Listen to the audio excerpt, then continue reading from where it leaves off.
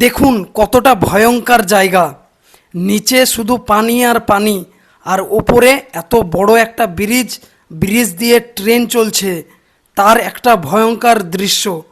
আপনারা যখন হাওড়া থেকে দীঘার জন্য যাবেন, দীঘা যাবেন, তখন দীঘার যেতে এই ভয়ঙ্কর জায়গাটা চোখে পড়বে।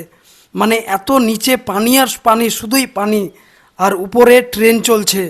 তো কত ভয়ঙ্কর দৃশ্য আপনারা ভাবতেই পারছেন।